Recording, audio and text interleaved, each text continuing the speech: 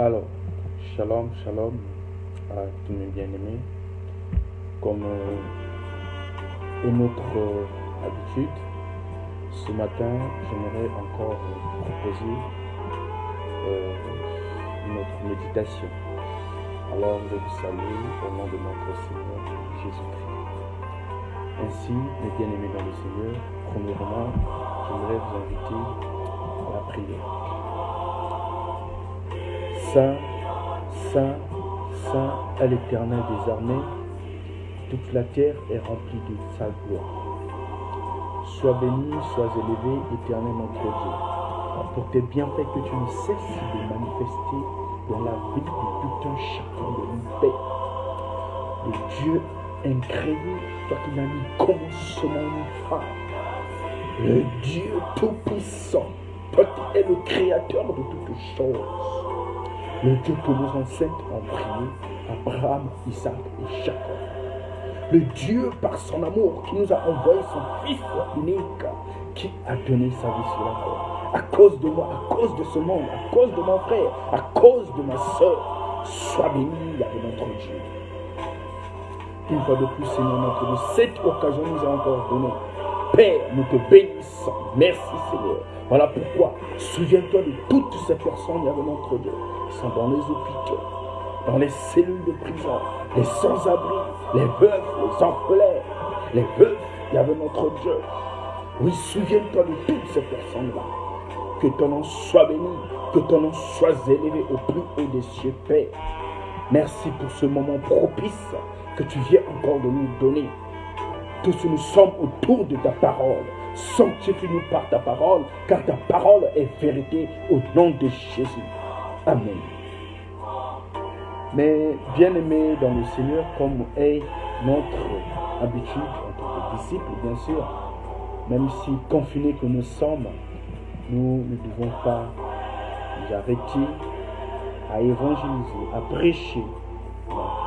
Même si nous sommes confinés, nous allons persister dans cette œuvre que le Seigneur nous a donnée, par la grâce bien sûr. Voilà pourquoi ce matin, nous allons méditer sur un thème tiré du guide biblique de l'EC, l'Église évangélique du Congo, qui est intitulé comme suite « La présence du Dieu vivant sanctifie notre foyer ». La présence du Dieu vivant sanctifie notre foyer. Ainsi, bien-aimé, j'aimerais t'inviter à récupérer ta Bible. Moi, j'en ai alors pour faire la lecture qui se lit avec ce thème. Donc, le texte qui a été choisi, c'est celui de Josué. Josué chapitre 24, les versets 14 à 15. Josué chapitre 24, les versets 14 à 15. C'est les versets que nous maîtrisons bien. Alors, nous allons faire la lecture au nom de notre Seigneur Jésus-Christ. Maintenant, craignez l'Éternel et servez-le avec intégrité et fidélité. Faites disparaître les dieux qu'ont servi vos pères de l'autre côté du fleuve et en Égypte, et servez l'Éternel. Et si vous ne trouvez pas bon de le servir, l'Éternel, choisissez aujourd'hui qui vous voulez servir. Ou les dieux que servaient vos pères au-delà du fleuve, ou les dieux des Amoréens, dans le pays duquel vous habitez. Moi et ma maison, nous servirons l'Éternel. Moi et ma maison, nous servirons l'Éternel. Bien-aimés dans le Seigneur, la présence de Dieu sanctifie nos foyers. Donc la présence du Dieu vivant sanctifie nos foyers. Aujourd'hui, nous avons plusieurs familles, nous avons plusieurs foyers et nous ne disons pas que tous ces foyers et toutes ces familles sont sous la présence du Dieu vivant. Et nous ne pouvons pas dire que toutes les familles du monde ont consacré leur foyer, ont consacré leur famille, ont consacré tout ce qui leur concerne entre les mains de Dieu. Et nous ne pouvons pas aussi dire que toutes les familles, Dieu est présent dans toutes les familles. Non. Mais en tant que chrétiens que nous sommes, disciples de Christ, enfants de Dieu, Dieu veut que cette présence soit à perpétuité dans nos familles, dans nos foyers, dans ton foyer, dans ta famille, que cette présence de Dieu doit toujours être perpétuelle, progressive. À chaque fois, nous devons toujours être à la recherche de sa présence. Et nous devons aussi être dans la sanctification. Voilà de telles questions qu'on se pose. Mais comment chercher la présence de Dieu? Comment toujours être à la recherche de cette présence dans mon foyer, dans ma famille, dans ma vie? Alors, comment marcher dans la sanctification? Comment chercher cette sanctification? Comment reconnaître que je marche dans la sanctification? Comment reconnaître que Jésus-Christ, Dieu, est dans mon foyer, est dans ma famille? Sa présence est dans ma famille, est dans mon foyer, est dans ma vie. Comment reconnaître tout cela? Voilà l'étude de notre méditation de ce matin. Mais, bien-aimés dans le Seigneur, ce verset que nous venons de faire lecture pour ce texte de Josué nous relate une histoire qui s'est passée au sein du peuple d'Israël. Donc, Josué ici est en train de faire son discours au milieu de ce peuple. Nous savons bel et bien que ce peuple a été toujours conduit sous la main puissante de Dieu notre Père. Ce peuple a été toujours conduit sous la présence de Dieu, malgré leurs défaillances parfois, malgré leur chute, malgré leur faiblesse. Mais Dieu se manifestait toujours. Et au moment où ils étaient dans la faiblesse, au moment où ils étaient, où ils se dérobaient plutôt, ils cherchaient toujours, avec leur conscience, la vraie face de l'Éternel afin de continuer leur marche. Et nous connaissons bel et bien l'histoire de ce peuple. Et c'est une histoire qui nous redonne la foi en tant qu'enfant de Dieu, en tant que disciple de Jésus-Christ. Quelles que soient les circonstances, quels que soient les moments difficiles, les faiblesses que nous rencontrons dans notre vie, quand nous sommes dans ces états, cherchons toujours la présence de Dieu. Cherchons toujours cette sanctification, cherchons toujours cette repentance afin de se retourner, afin de changer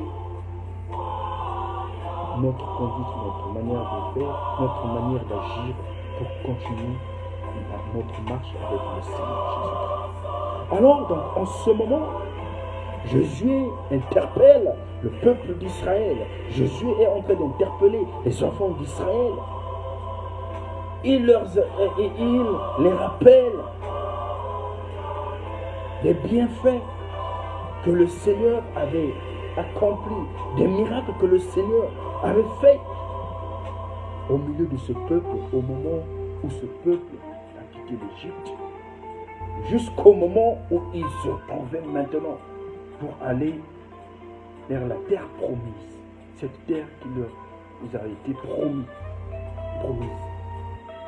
Mais on pourrait se poser aussi cette question. Mais pourquoi Josué interpelle ce peuple? Avait-il vu quelque chose de ce comportement qui ne marchait plus en présence de Dieu? Oui, bien-aimé dans le Seigneur, ce peuple avait installé des petits dieux, c'est ce que la Bible nous dit. Et ces petits dieux ne reflétaient plus la présence de Dieu vivant dans leur vie, dans les foyers des enfants d'Israël. Et ces petits dieux leur avaient détourné de la vraie face de Dieu, de la présence de Dieu. Tel qu'aujourd'hui, on peut aussi parler de ces petits dieux. Certaines personnes ne se rendent pas compte quand tu es toujours dans le vol. Si tu ne voles pas, tu ne serais pas à l'aise. Tu es intégré dans ce petit Dieu-là, le vol que tu as installé dans ta vie. Si tu ne poses pas un crime, tu ne serais pas à l'aise. Tu as installé le Dieu du crime. Tu es un criminel. Et que ce petit Dieu-là que tu es en train d'exécuter, intégré dans le crime, tu es fidèle dans le crime. Pourquoi pas aussi dans le vagabondage sexuel, dans l'impudicité, l'immoralité sexuelle, dans la jalousie. Voilà, ces petits dieux que nous avons construits dans nos vies. Tu es toujours jaloux de ton frère, tu ne peux pas voir l'évolution de ton frère. Tu es toujours là à raconter du mensonge à cause de ta jalousie. Mais ces choses-là, ces petits dieux-là, ces petits esprits-là existaient dans la vie des enfants d'Israël. Et aujourd'hui aussi, nous voyons les mêmes choses qui se perdent dans la vie. Parfois aussi des chrétiens. Parfois aussi des chrétiens bien aimés dans le Seigneur. Et c'est ce que Dieu veut que nous puissions nous débarrasser de ces choses-là, de ces petits dieux-là, et que nous pouvons chercher la vraie face de l'Éternel. Donc, en ce moment-là, Josué interpelle les enfants d'Israël en disant que maintenant, craignez l'Éternel et servez-le avec intégrité et fidélité. Faites disparaître des dieux qu'ont servi vos pères de l'autre côté du fleuve en Égypte et servez l'Éternel. Servez l'Éternel avec intégrité et fidélité. La présence de Dieu vivant sanctifie nos foyers. Bien-aimés dans le Seigneur, l'intégrité, quand nous parlons de l'intégrité, de la fidélité, de la bénédiction dans nos foyers,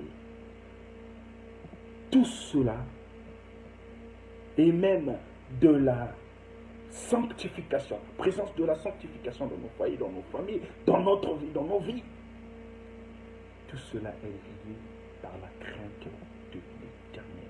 Nous devons craindre l'Éternel. Et aujourd'hui, l'homme n'a plus peur.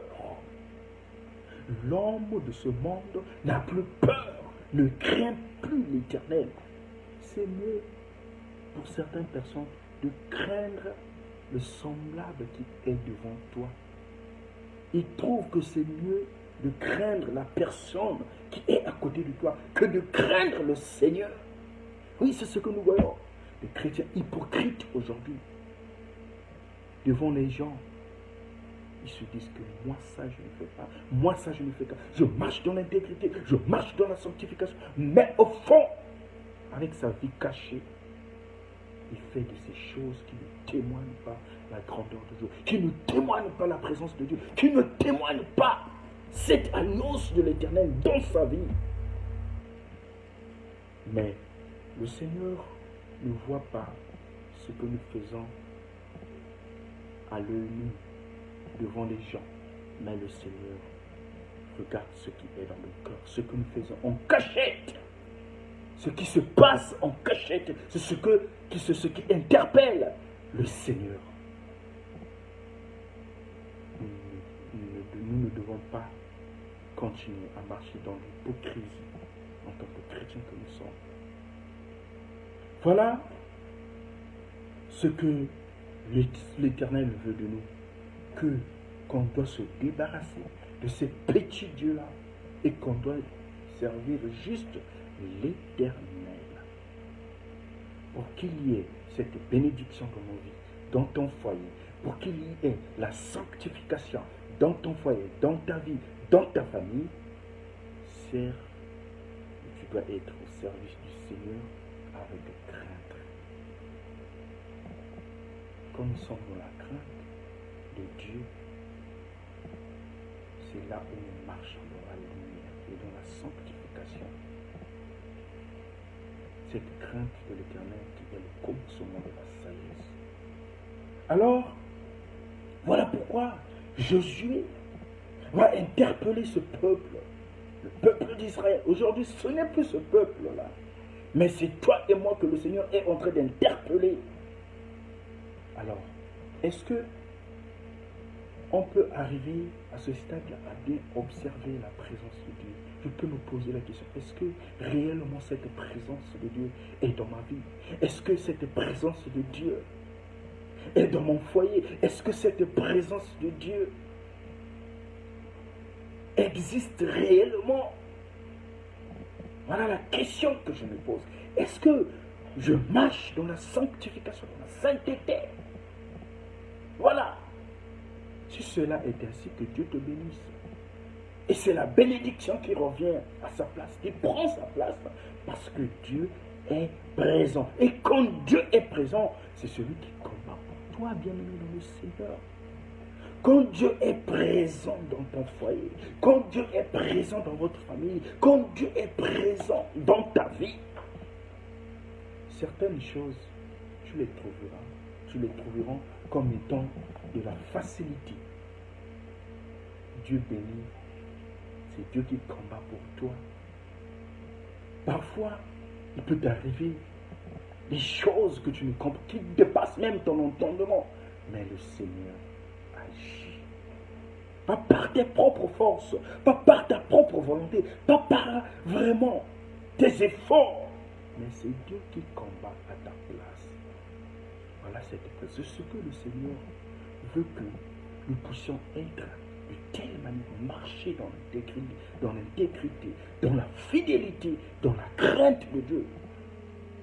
Dans la crainte de Dieu. Mais quand nous parlons de cette sanctification, que le Seigneur parle dans ce thème, la présence du Dieu vivant sanctifie nos foyers. Quand nos foyers sont sanctifiés, quand nos foyers sont sanctifiés, bien-aimés dans le Seigneur, c'est une bonne chose. Et c'est ce que le Seigneur veut que nous marchions aussi dans la sanctification. La Bible nous dit dans Hébreux chapitre 12, le verset 14, « Cherchez la paix avec tous et la sanctification, sans lequel personne ne verra le Seigneur. » Nous devons chercher cette sanctification-là. C'est dans l'obéissance. Quand nous sommes dans la crainte, nous sommes dans l'obéissance. Nous sommes en train de... Nous obéissons notre Dieu. Et nous marchons dans ses voies excellentes. Et quand nous marchons dans ses voies, le Seigneur, nous sommes sous sa direction. Il nous dirige. Voilà pourquoi obéir à Dieu en marchant dans ses voies excellentes, par la mise en pratique de sa parole, apporte la sanctification au travers du sang de Jésus, notre Sauveur, qui est le médiateur de la nouvelle alliance, et du sang de l'aspersion, ce qui est attesté dans Hébreux chapitre 12, le verset 14. Car Dieu ne nous a pas appelés à l'impurité, donc à l'impudicité, mais à la sanctification. Dieu ne nous a pas appelés à l'impudicité, mais à la sanctification. Donc, quand nous cherchons cette sanctification, quand nous marchons dans la sanctification, c'est la bénédiction. Quand nous marchons dans la sainteté, c'est cette bénédiction que le Seigneur accorde dans nos foyers, dans nos familles. Mais on se pose la question. Alors, mais quand nous parlons de l'impudicité, l'impudicité, l'impurité là, c'est quoi alors? Bien-aimés dans le Seigneur, ce que Dieu veut, c'est votre sanctification. C'est que vous vous absteniez de l'impudicité. Dans Thessaloniciens chapitre 4, le verset 3. Ayons donc de telles promesses, bien-aimés, purifions-nous de toute souillure de la chair et de l'esprit, en achevant notre sanctification dans la crainte de Dieu.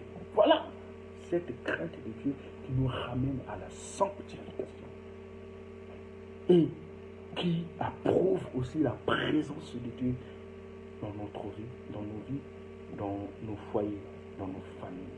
Et cette sanctification Et dans ce verset, on parle d'un aspect aujourd'hui que certaines personnes, même certaines communautés, même certains serviteurs de Dieu, même certains chrétiens ignorent. Et c'est ce péché qui est en train d'affaiblir le christianisme, l'impudicité, qui est un caractère de ce qui est impudique.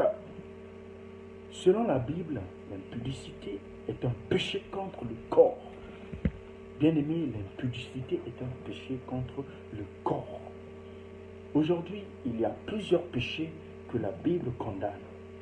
Mais parmi ces péchés, un seul est différent des autres péchés. C'est ce que nous appelons l'impudicité. Parce qu'il est dirigé contre le corps, tandis que les autres sont hors du corps. Comme nous lisons 1 Corinthiens chapitre 6, le verset 18, la parole de Dieu nous dit ceci. 1 Corinthiens chapitre 6, le verset 18. Fuyez l'impudicité, quelques autres péchés qu'un homme commette. Ce péché est hors du corps, mais celui qui se livre à l'impudicité pêche contre son propre corps. Quand nous péchons contre notre propre corps, la présence de Dieu n'est plus. Dieu est loin de nous. Voilà pourquoi ce que nous devons faire quand nous sommes dans la recherche de la sanctification, nous devons fuir l'impudicité. Bien-aimés dans le Seigneur, aujourd'hui, l'impudicité s'est s'installée dans nos églises, dans nos communautés, dans nos vies. Un péché qui est lié au sexe et qui peut être défini comme toute pratique sexuelle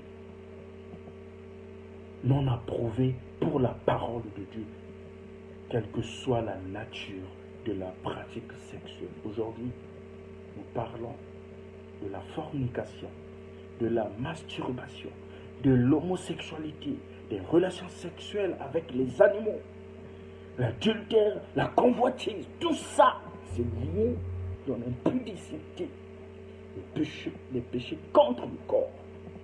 Et c'est ce qui nous éloigne de la présence de Dieu. Et aujourd'hui, ces péchés-là ont pris de l'ampleur. Ces péchés-là se sont installés dans la vie même des chrétiens, des serviteurs de Dieu, aujourd'hui même. Nous n'avons plus crainte. Nous n'avons plus la crainte de l'Éternel. Nous n'avons plus la crainte de l'Éternel.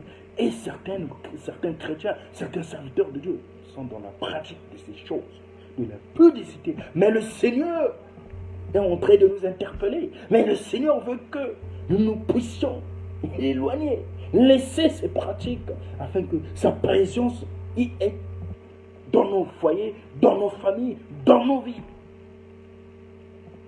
Quand Dieu est présent dans ta vie, bien-aimé dans le Seigneur, nous sommes toujours bénis. Et cette bénédiction-là, qui est liée à la crainte de l'Éternel. Voilà pourquoi ce matin, le Seigneur veut que nous puissions marcher dans la sainteté, la sanctification, afin que sa présence, la présence de Dieu vivant, sanctifie nos foyers, sanctifie ta vie. Alors, quelle est ta vie, bien-aimé dans le Seigneur, au moment où nous sommes? Quelle est ta marche avec le Seigneur? Comment tu vis ta vie chrétienne? Est-ce que le Saint-Esprit, l'Esprit de Dieu est en toi? La parole de Dieu nous dit dans Romains chapitre 8, le verset 14, ceux qui ont l'Esprit de Dieu sont fils de Dieu.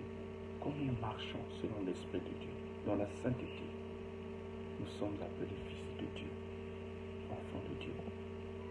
Mais contrairement à ce que dit la Bible, nous ne sommes plus appelés enfants de Dieu, fils de Dieu. Quelle est ta marche? Est-ce que Dieu est présent dans ton foyer? Est-ce que la présence de Dieu est dans ton foyer? Est-ce que la présence de Dieu est dans ta vie? Est-ce que la présence de Dieu est dans ta famille? Voilà les questions qu'on peut se poser. Est-ce que marchons-nous dans la sanctification? Bien-aimés, nous devons aimer cette sanctification. Nous devons aimer la sanctification. Parce que vivre dans la sanctification est une recommandation de l'Éternel. Dieu, dans Lévitique chapitre 19, le verset 12, en ces temps, il disait, soyez saints, car je suis saint, moi l'Éternel votre Dieu. Il est écrit aussi dans 2 Thessaloniciens chapitre 2, le verset 13, Dieu vous a choisi dès le commencement pour le salut, par la sanctification de l'esprit et par la foi de la vérité. Quiconque obéit à cette ordonnance juste bénéficie des avantages de la sainte présence du Dieu vivant dans sa vie. Voilà les bénédictions. Voilà ce que nous accueillons. Voilà ce que nous attend quand nous obéissons à ce que l'Éternel nous dit, à sa parole. La présence du Dieu vivant est dans nos vies. Et au dernier jour, il verra le Seigneur Dieu qui l'accueillera favorablement dans sa maison afin de vivre éternellement dans le royaume des cieux où il y a le bonheur pour l'éternité. Bien-aimés, acquérir ce royaume des cieux où il y a le bonheur éternel dans l'éternité, nous devons marcher dans la sanctification, dans l'obéissance, dans la crainte de l'éternel. Aujourd'hui, la crainte n'est plus. Même, comme nous venons de le dire, dans nos milieux, en tant que les chrétiens que nous sommes, on ne craint plus l'éternel. Voilà, parfois nous voyons des catastrophes dans ce monde. Dieu permet que cela puisse arriver. Dieu permet que cela se produise dans ce monde. Parce qu'il y a maintenant le mal s'est installé dans le monde. Bien-aimés dans le Seigneur, la sanctification nous apporte la bénédiction. Voilà l'avantage. Et cette bénédiction liée par la présence de Dieu dans nos vies. C'est toujours la sanctification. Mais comment se sanctifier? Mais bien-aimés dans le Seigneur, c'est par le sang de notre Seigneur Jésus qu'on obtient la sanctification. Selon Apocalypse chapitre 7, le verset 14, qui déclare ceci. Ils ont lavé leurs robes et ils les ont blanchies sans le sang de l'agneau. Jésus-Christ, notre Seigneur, est l'agneau de Dieu qui ôte le péché du monde. Atteste Jean chapitre 1, le verset 29. Et le sang de Jésus, le Fils de Dieu, nous purifie de tout péché. Confirme 1 Jean chapitre 1, le verset 17. C'est pour cela que Jésus aussi, afin de sanctifier le peuple par son propre sang, a souffert hors de la porte, décrit Hébreux chapitre 13, le verset 12. Bien-aimé dans le Seigneur, je peux te poser les questions. Au moment où je suis, par rapport à ma vie, par rapport à ma conduite, par rapport à ma manière de faire, par rapport, tu te poses les questions. Seul le sang de Jésus qui peut te sanctifier. Voilà pourquoi cherche cette vraie face. Ne tarde plus, ne tarde plus. Ne tarde plus, bien-aimé. Au moment où le Seigneur nous interpelle, est en train de nous interpeller, il est en train de te parler. Il a quelque chose pour toi. Bien-aimé, ne continue plus à vivre cette vie. Ne continue plus à vivre sans la présence de Dieu dans ta vie. Alors, si tu es déjà chrétien, tu es déjà décédé, parfois tu tombes, nul n'est parfait. Mais quand tu tombes, souviens-toi de Dieu, de sa promesse. Vite reprends chez toi. Voilà pourquoi il nous rappelle toujours à la repentance, bien-aimé dans le Seigneur. Nous devons toujours marcher dans la crainte de l'Éternel pour que nos foyers soient toujours en présence de Dieu, pour que mes familles, ma vie soit toujours en présence de Dieu. Je dois toujours marcher dans la crainte de l'Éternel. Et nous devons vivre aussi une sanctification permanente. Voilà, notre sanctification doit être permanente pour attirer toujours cette permanence aussi de Dieu, de sa présence dans nos vies. Tous les jours de nos vies, tous les jours de ta vie, bien-aimé dans le Seigneur, l'enfant de Dieu doit rechercher la sanctification comme la parole de Dieu l'ordonne dans Ecclésiaste chapitre 8, le verset 9. Il dit ceci: qu'en tout temps, tes vêtements soient blancs. Qu'en tout temps, tes vêtements soient blancs. Il est bon de s'éloigner du mal et de faire le bien, de chercher la paix et la poursuivre Voilà. Nous devons poursuivre cette paix de s'éloigner du mal. Le précis. Même maintenant, étant affranchi du péché et devenu esclave de Dieu, vous avez pour fruit la sainteté et pour fin la vie éternelle. Étant affranchi cela, notre fruit, c'est la sainteté.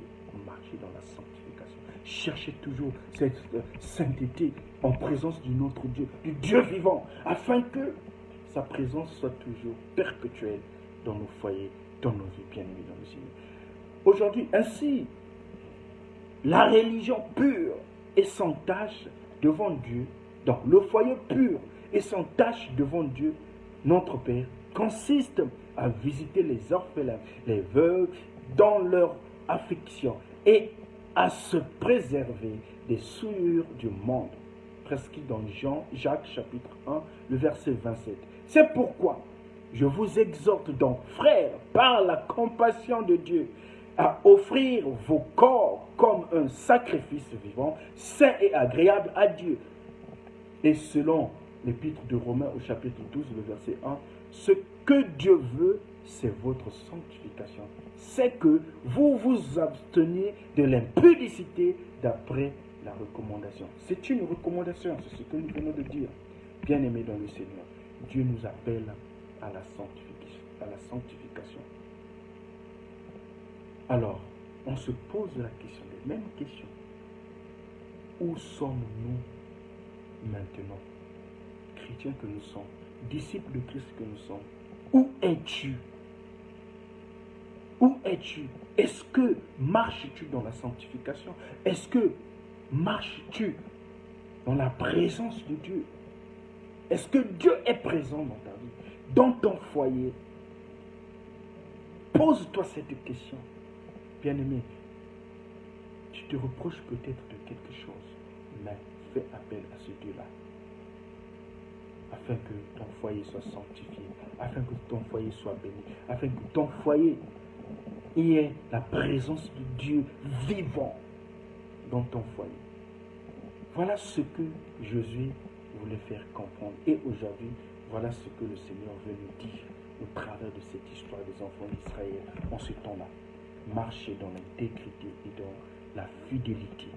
Quand nous sommes dans l'intégrité, intégrés dans la parole de Dieu, dans la crainte de l'Éternel, en présence de notre Dieu, fidèles toujours avec ce Dieu-là, c'est ce que le Seigneur veut.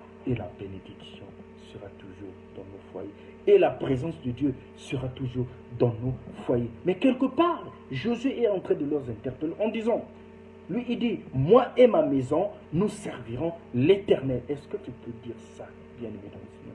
Moi et ma maison, nous servirons l'Éternel. Prends cette décision. Si jusqu'aujourd'hui, tu n'as pas encore eu cette opportunité, cette audace, cette décision de servir le Seigneur dans ton foyer, bien-aimé, par la puissance du Saint-Esprit, je t'ordonne, je te le dis, bien-aimé dans le Seigneur, prends cette décision en disant que moi et ma maison, nous servirons l'Éternel.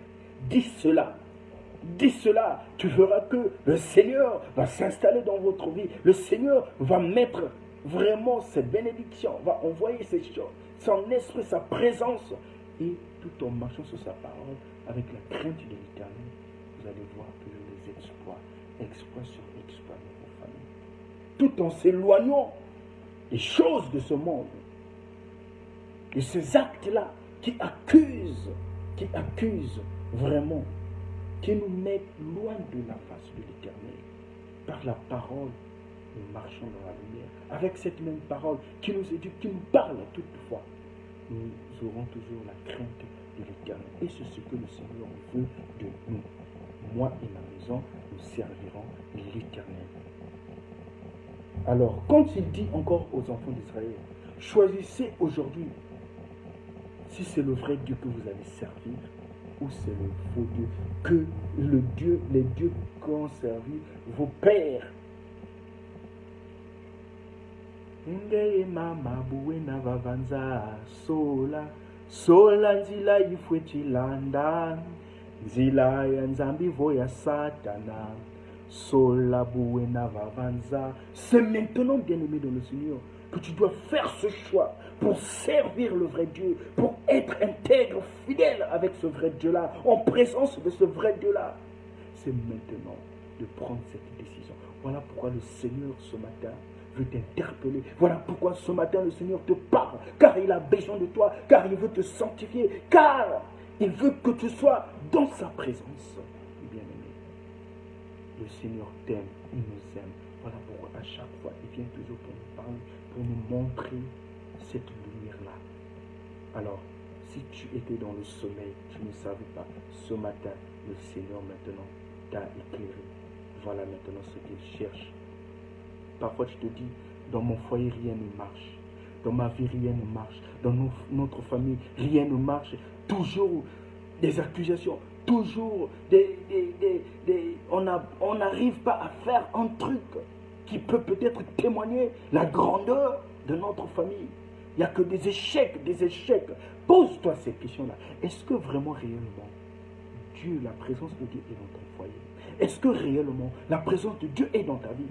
Tu te poses des questions. Mon foyer, rien ne marche. Les comportements des enfants, avec mon mari, chaque fois des disputes, pas d'évolution, on ne progresse pas. Rien.